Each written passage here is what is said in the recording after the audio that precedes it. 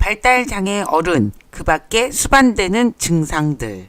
네, 안녕하세요. 심리상담소를 찾아주신 여러분 반갑습니다. 네, 정기입니다. 지난 시간에 이어서 저희가 이제 발달장애 9가지 증상, 그런 것에 대해서 사례에 대해서 이야기를 했었죠. 자, 그 9가지 이외에도 다양한 증상이 있는데요. 이제 거기는 또 그 밖에 약간 이렇게 번외로 해놨어요. 자, 그래서 오늘은 거기에 대한 7가지를 한번 짚어보는 시간을 갖도록 하겠습니다. 참, 여러분, 심리학에 관심 많으시죠? 앞으로 여러분에게 안내해드리고 알려드릴 심리학 이야기는 정말 무궁무진합니다. 자, 그러니까, 혹시 방송 보신 분들은 잊지 마시고 구독하고 좋아요 까지는 안 바라겠습니다. 근데 구독은 좀 꼭 해주세요. 아셨죠? 예, 자, 그럼 들어가 보겠습니다. 자, 보시죠. 네. 네, 이 지금 내용은 발달장애를 깨닫지 못하는 어른들이라는 서적을 통해서 지금 제가 안내를 해드리고 있다는 사실 다시 한번 말씀드립니다. 자, 보시죠. 자, 정리정돈을 못하고 건망증이 너무 심하다. 이제 이렇게 표현이 돼 있어요. 자, 회사 일은 하는데 집안일은 엉망이야. 자, 이렇게도 표현이 돼 있네요. 자, 이것은 성인기 ADHD의 특징인 주의력 결핍 증상과 밀접한 관계가 있는데 특히 최근에 주목받고 있는 기억장애. 자, 그 중에서도 작업 기억이나 절차 기억과 관련이 있다라고 되어 있어요. 자, 여기서 지금 보시면요. 작업 기억하고 절차 기억이 그럼 뭐지? 라고 이제 여러분이 궁금해 하실 것 같아서 이제 간단하게 제가 설명을 드리면 작업 기억이라는 거는 이제 저희는 이제 기억을 단순히 우리는 그냥 기억이다. 그럼 기억은 기억이지 라고 생각할 수 있는데 기억에도 과정이란 게 있어요. 이게 머리에 내 메모리가 되는 과정이 있고 이거를 꺼내는 인출한다고 얘기를 하죠. 자, 그래서 그 기억에서 보면 단기 기억, 장기 기억 이렇게도 나누기도 하는데요. 자, 단기 기억이라는 거는 쉽게 얘기하면은 내가 오늘 아침에 뭐 했지? 어제 저녁에 뭐 먹었지? 이런 가까운 근래에 있었던 기억들. 내가 어저께 너랑 통화했잖아. 뭐 이렇게 하는 바로 근래에 있던 일. 자, 그런데 장기 기억이란 건 뭐냐? 아주 예전에 있었던 일이에요. 자, 그러니까 우리가 어디서 이런 거를 많이 볼 수 있냐면 이제 주로 어른들 보시면 이제 엄마 아침에 뭐 먹었어? 가만있어 봐. 내가 뭐 먹었지? 이러면서 잘 기억이 안 나는 거예요. 이제 그런데 내가 20살 때 이렇게 하면 엄청 그 기억을 잘하세요. 완전 어제 일처럼 생생하게. 그러니까 당연히 우리는 자꾸만 어른들이 내가 옛날에 이렇게 했던 이야기를 많이 듣게 되죠. 근데 이거는 우리의 그냥 어떻게 보면은 그 발달 과정 중에 하나예요. 나이가 이제 들어가면 자연스럽게 단기 기억은 좀 쇠퇴하고 장기 기억은 아주 머릿속에 어제 일처럼 생생하게 기억이 나는 자, 그런 현상은 당연히 있다라고 보시면 될 것 같아요. 자, 그런데 여기서 말하는 지금 작업 기억과 절차 기억이다 이러면은 ADHD 같은 경우는 작업 기억 또 혹은 그 중에서 이제 절차 기억에서도 좀 문제가 있더라라고 이제 이렇게 저자는 이야기를 하고 있습니다. 작업 기억이 뭐냐?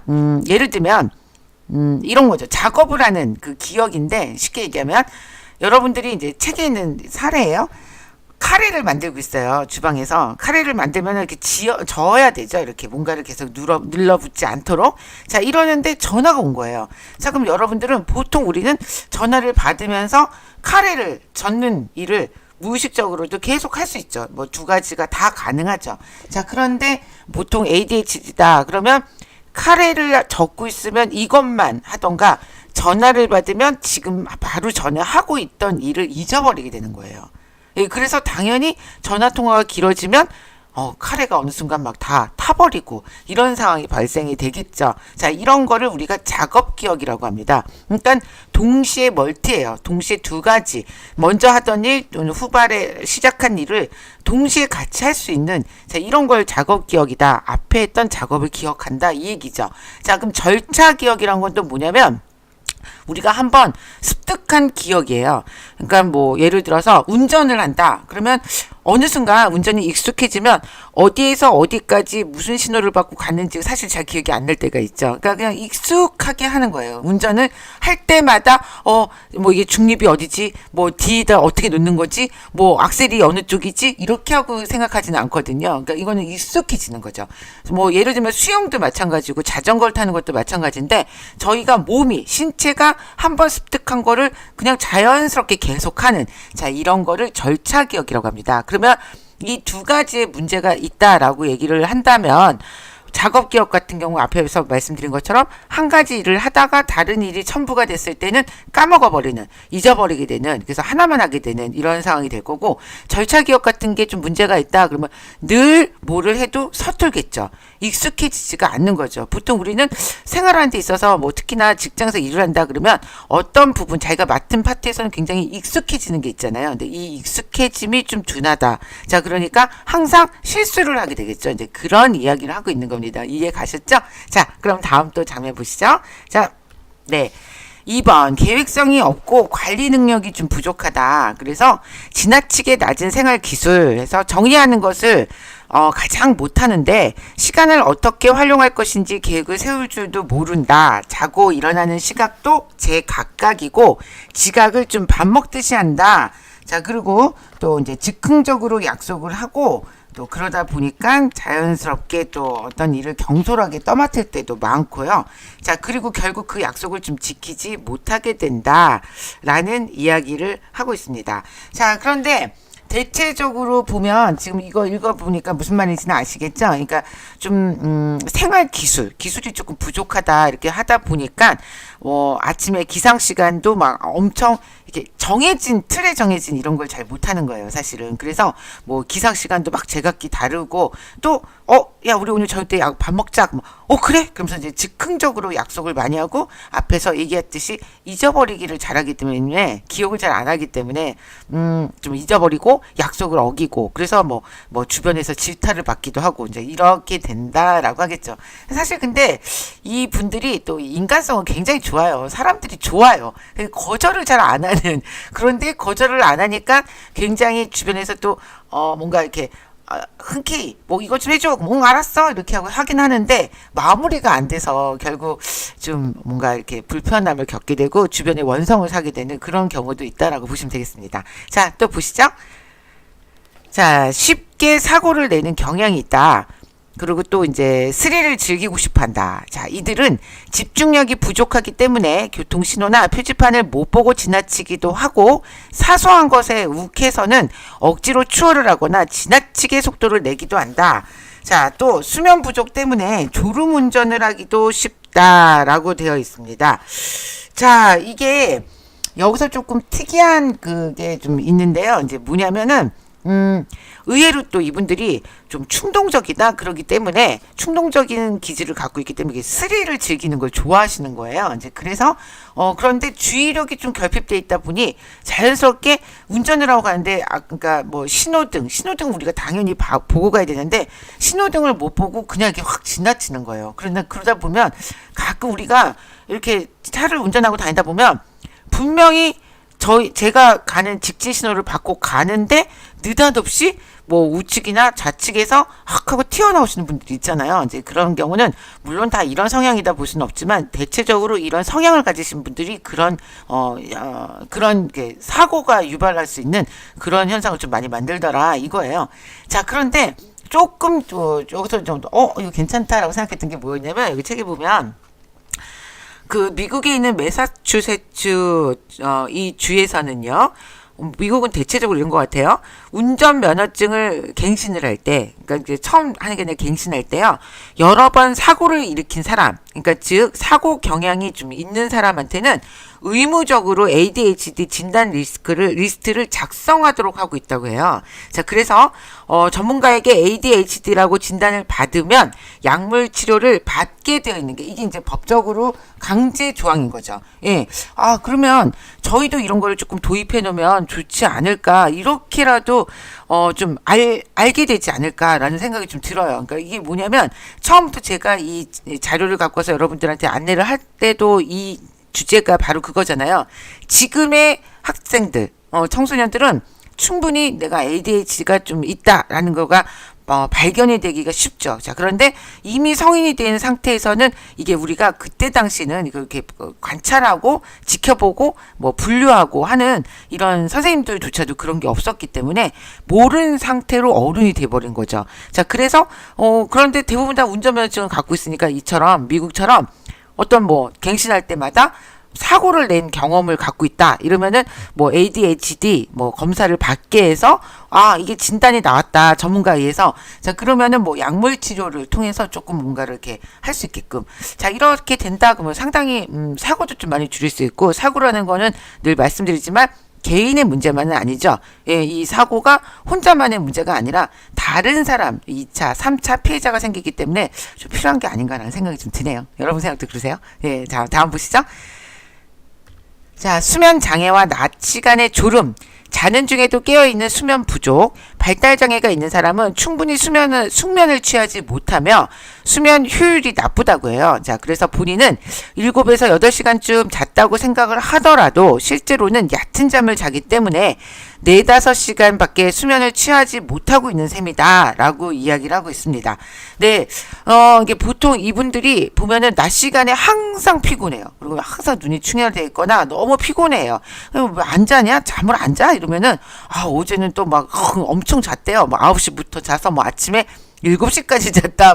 아주 푹 잤는데 그런데도 자도 피곤하다 이렇게 얘기를 하는 거예요. 근데 좀 알고 보니 좀 디테일하게 조사를 해보니 깊은 숙면을 못 취하고 아무래도 우리가 좀 어떻게 보면 좀 에너지틱하다라고 볼 수 있잖아요. 그러니까 평상시에도 뭐 주의력 결핍이다, 과잉 행동이다, 그럼 가만히 못 있고 막 움직인다고 얘기했죠. 자, 그러다 보니까 수면하는 상태에서도 그런 것 같아요. 이제 그래서 좀 잠을 자다가도 뭔가 이렇게 자꾸 꿈꾸고 깨고, 그러니까 본인은 벌떡 일어나지 않아도 이렇게 얕게 자는 거예요. 그래서 무슨 보시락 소리만 나면 벌떡 일어나거나 아니면 이제 이렇게 자꾸 자다 깨는. 예, 그런 상황이 좀 되겠죠. 그러면 우리가 엄청 피곤하잖아요. 이제 그러다 보니 자연스럽게 낮 시간에 그런 게 아닌가라고 생각을 해볼 수 있을 것 같습니다. 이해 가시죠? 네, 다음 보시겠습니다. 자, 이상한 습벽. 남성에게 많은 틱장애와 여성에게 많은 발모벽. 그래서 가장 흔한 것이 눈을 좀 깜빡이는 거. 그 외에도 어깨를 들썩하거나 머리를 흔들고 얼굴을 찡그리거나 입을 한쪽으로 찌그러뜨리기. 뭐 이런 다양한 유형이 있고요.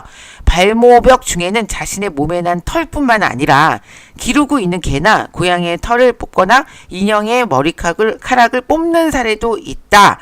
네, 그래서 약간 이런 증세가 있으면 우리가 하고 좀 관찰은 가능할 것 같죠. 예. 주로 이제 이런 분들이 보니까 이거를 이제 우리가 틱장애라고 하는 거 아시죠? 이 틱장애 중에는 본인이 원하지 않았는데도 뭐 말로써 틱장애란다 그러면은 어떤 특정 단어를 계속 큰 소리로 뭐 왜 그래? 왜 그래? 뭐 이렇게 뭐 한다거나 심한 경우에는 욕설을 좀 하는 경우도 있어요. 그래서 이제 막 에이씨, 뭐, 어쩌고저쩌고, 이러면서, 에이, 뭐, 이렇게 하면서 욕을 하는 거예요. 자, 그래서 제가 예전에 TV에서 봤던 프로그램 중에 이 틱장애를 앓고 계신 남성분이셨는데, 너무 심하게 욕설을 하시는 거예요. 이게 장애예요, 여러분. 자, 그러다 보니까 이분이 계속 이렇게 집 밖에 나가면, 어쨌든 뭐 전철도 타고, 버스도 타고 그러는데, 거기에 같이 있는 사람들한테 욕설을 하니까, 멀쩡해 보이는 젊은 남자가 나한테 욕을 하니까 당연히 좀 뭔가 이렇게 싸움에 휘말릴 수 있는 상황이 많이 노출될 거 아닙니까? 그래서 이분이 그때 독특하게 하셨는데 이렇게 팻말을 써서 목에다 걸고 저는 틱장애인입니다. 그래서 제가 뭐 이렇게 해서 욕을 하는 건 장애입니다. 라고 이렇게 써붙이고 써서 목에 걸고 다니시는 걸 봤어요. 이제 그만큼 본인은 얼마나 이게 힘드시겠어요. 이게 장애가 그러니까 조절이 안 되는 거죠. 예, 조절이 되면 틱장애라고 얘기를 안 하겠죠. 뭐 대체적으로 좀 완화된 그런 장애다. 이제 아까처럼 욕설한다. 이거는 좀 뭐 어떻게 좀 너무 뭔가 이렇게 그렇다. 그럼 강하다. 이러면 좀 약간 약하다. 그러면 뭐 눈을 좀 지나치게 막 깜빡깜빡 이렇게 한다거나 뭐 어깨를 좀 이렇게 움직이는 거 머리를 이렇게 흔들다거나 이런 게 이제 좀 남성들에게 좀 많이 보이는 장애고요. 여성들 같은 경우는 이 틱장애가 뭐 지금 이렇게 행동으로 뭔가 이렇게 자기 몸을 액션을 취한다기보단 어떤 다른 행동을 하는 거죠. 주로 발모광이라는 그 장애도 있는데 여기하고 연관이 있겠죠? 뭐 눈썹을 막 심하게 뽑거나 자기 머리카락을 계속 뽑아요. 예. 그래서, 아니면 속눈썹을 뽑는 사람도 있고요.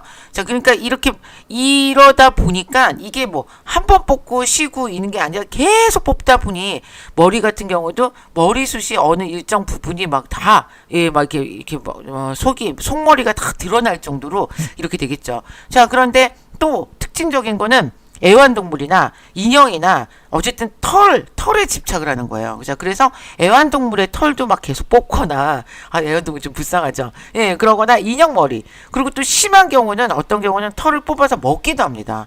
예, 어떤 여성분이 갑자기 복통이 너무 심하게 와서 병원에 응급실에 실려 갔는데 MRI를 찍으면서 검사를 해보니까 위 안에 엄청 많은 머리카락이 들어있더라는 거예요. 이제 그래서 이렇게 뽑아서 먹기도 한다라고 보시면 되겠습니다. 아셨죠? 네, 자 또 다음 보시죠. 자, 의존증이나 기벽 행동에 빠지기가 쉽다. 자기 투약을 하려는 뇌 이렇게 돼 있네요. 자, 1번 알코올 의존, 약물 의존, 담배 의존, 카페인 의존과 같은 물질에 의존을 하기도 하고요. 자, 2번 과식증, 도박 의존, 쇼핑 의존, 섹스 의존, 발모벽, 자해행위, 의존과 같은 행위 의존도 있고요. 세 번째, 연애 의존, 부부간 폭력 등과 같은 인간관계 의존도 있다라고 되어 있습니다. 자, 이분들은 이제 어떻게 보면은 좀 요런 거에 많이 노출이 돼 있어요. 이제 그래서 뭐 알코올이나 약물, 담배, 카페인 이런 이제 물질의 의존을 좀 많이 하는 경향을 좀 보이고요. 또 그러다 보니 과식, 도박, 이제 이렇게 되면은 어쨌든 생활에 뭔가 피해가 오는 상황이 되겠죠? 예, 그쵸? 뭐 도박이나 이런 데 의존이 되면, 자, 뭐 쇼핑도 그렇고요. 뭐 섹스도 그렇고, 발모, 아까 지금 말씀드린 거, 그 자해, 막 몸을 막 때리거나 막 이런 거. 자, 이런 것들도 많이 합니다. 그러니까 또 연애에서도 상대 뭐 배우자라든지, 뭐 아니면 연인이라든지, 여기에 지나치게 의존을 하는 성향이 좀 있더라라는 이야기예요. 자, 마지막 보시겠습니다. 자, 광적으로 몰두하는 경향을 있는데, 자, 흥미있는 것에 광적으로 빠져든다. 이들은 기본적으로 기술직이나 학자, 연구자 등과 같이 전문적인 지식을 살리는 쪽의 직업이 잘 맞는데요. 반대로 잘 맞지 않는 직업으로는 다음과 같은 것들을 들 수 있다. 1번, 서류 관리나 돈 관리를 해야 하는 직업. 2번, 대인 기술이 필요한 직업. 세 번째, 실수했을 때 커다란 위험이 따르는 직업. 예.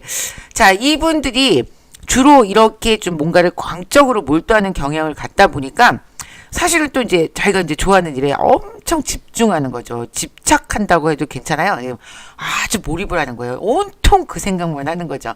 자, 그래서 대체적으로 제가 봤을 때는 이제 뭐 게임 같은 경우도 뭐 우리가 뭐 게임 중독이다 할 정도로 게임만 하는, 그러니까 뭔가를 내가 관심 있는 게 있으면은 뭐 잠자는 거 먹는 거 다 포기하고 오로지 거기에만 꽂혀 있습니다.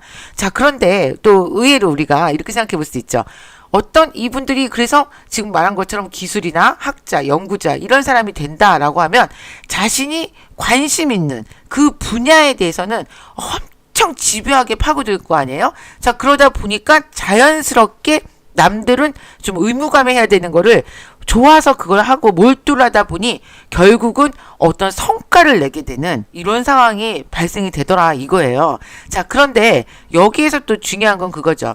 어떤 우리가 뭐 연구소에서 연구를 한다, 기술자다, 그래도 이거에 대해서만 몰두를 해서 여기를 해결하고 풀고 뭔가를 연구해서 개발해야 되는 거는 정말 잘할 수 있는데 아무도 없는 상태에서 혼자만 하는 게 아니잖아요. 자, 그러니까 반드시 뭐 연구소에도 나 이외에 다른 사람이 있고, 뭐 어디 기술, 뭐 현장에 가도 나 이외에 다른 사람이 있기 때문에 이런 관계에서는 사회적인 인간관계에서는 좀 어려운데, 예, 그 대신에 전문적인 이 한 가지만 놓고 본다면 엄청 큰 성과를 낼 수 있다는 거죠.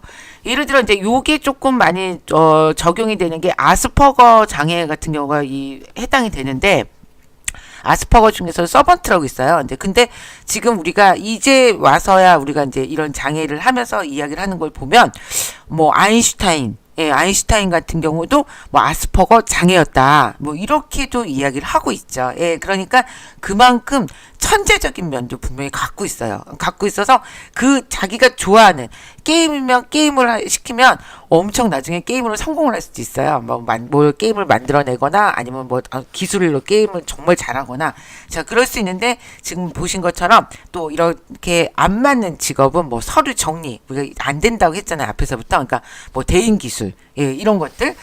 그리고 또 실수했을 때 위험이 따르는, 예, 그런 경우도 좀 맞지는 않더라라고 이야기를 하고 있는 겁니다. 자, 오늘 지금 예, 세 번째 시간인데요. 이제 그 외 증상들에 대해서 이제 마무리 다 했고요.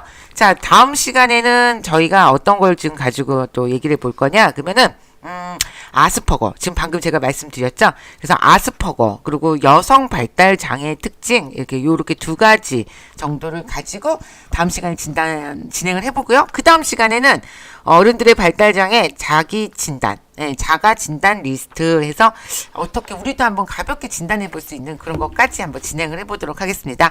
네, 여러분 여기까지 시청해주신 여러분 감사드리고요. 구독과 좋아요 또 함께 해주시면 감사하겠습니다. 네, 감사합니다.